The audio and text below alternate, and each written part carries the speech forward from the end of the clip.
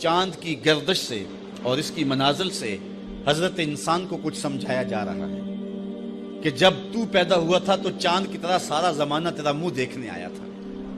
تو بھی اس وقت لوگوں کی توجہ کا مرکز بن گیا تھا، اور پھر منازل طے کرتا رہا، اور جوانی کی دہلیز پہ جب تم نے قدم رکھا اور تو بدر تمام ہوا، جب شباب کی بجلیاں تیری آنکھوں سے ٹپکنے لگی، تو پھر تیری نظر کا خمار بھی کئیوں کے دل لوٹتا تھا، کئیوں کی نیندیں اچاٹ کر دیتا تھا۔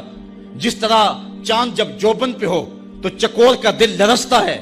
اور سمندر میں جوار بھاٹا پیدا ہو جاتا ہے، لہریں اٹھتی ہیں، طوفان پیدا ہوتے ہیں، تو جب بندہ بھی جوانی کی دہلیز پہ ہوتا ہے تو وہ بھی طوفان اٹھاتا ہے، دلوں میں جوار بھاٹے پیدا ہوتے ہیں۔ تو وہ لمحے بھی آئے کہ تو نے دلوں کی بستیاں اور دلوں کی دنیا پر ہلچل پیدا کر کے رکھ دی۔ تیرا شباب لوگوں کی زندگیوں کے اندر گھلتا رہا، اور کتنوں کی نیندیں اچاٹ ہوتی رہیں، تیری زلف کے شکن کتنوں کا قرار لوٹ کے لے گئے۔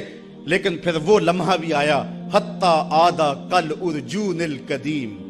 پھر بوڑھا ہو گیا، پھر تجھے کوئی دیکھنے بھی نہیں آتا، کوئی تجھ سے اداس بھی نہیں ہوتا، بچے بھی کترا کے گزر جاتے ہیں۔ کہا انسان ذرا چاند کی منزلوں کو دیکھ، یہی چاند کتنا پیارا تھا، اور آج اسی چاند کو کوئی دیکھتا بھی نہیں ہے۔ بچہ جب پیدا ہوتا ہے تو اس کی مسکراہٹ دل کھینچتی ہے،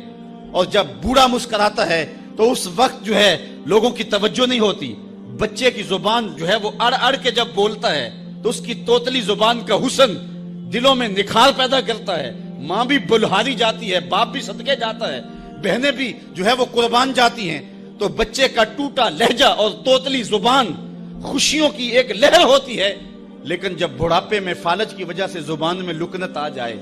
اب توتلا پن پیدا ہو جائے، اب زبان اٹکنے لگے، تو بچے بھی مذاق اڑاتے ہیں۔ ایک لمحہ وہ تھا کہ زبان توتلی تھی تو حسن تھا، آج لمحہ وہ گیا کہ حتی آدھا کل ارجون القدیم، کھجور کی ٹہنی سے جب پھل توڑ لیا جائے، اب اس ٹہنی کو کون پوچھتا ہے؟ جب تک پھل آیا نہیں تھا وہ ٹہنی اچھی لگتی تھی، مالی سنبھال کے رکھتا تھا، جڑوں کو بھی پانی دیتا تھا، اور خیال کرتا تھا کہ کوئی ایسا نقصان نہ ہو کہ یہ پودا جو ہے وہ مرجھا جائے۔ پھر جوبن پہ آیا، اور جب کھجوریں لگیں تو اس نے پھر رسیاں بھی باندھی اور کھجوروں کو سنبھالنے کے لیے سب کچھ کیا۔ پھر جس دن اس نے اس ڈال سے پھل کاٹ لیا، اب وہ کھجور اجڑ گئی، اب اس کی وہ ٹہنی بے توقیر ہو گئی۔ انسان کی زندگی کا جب شباب لٹ جاتا ہے اور بڑھاپے میں جب وہ کسی قابل نہیں رہ جاتا، تو پھر اس کی بھی یہ مثال ہے، حتی آدھا کل ارجون القدیم، جیسے کھجور کی پرانی ڈال ہو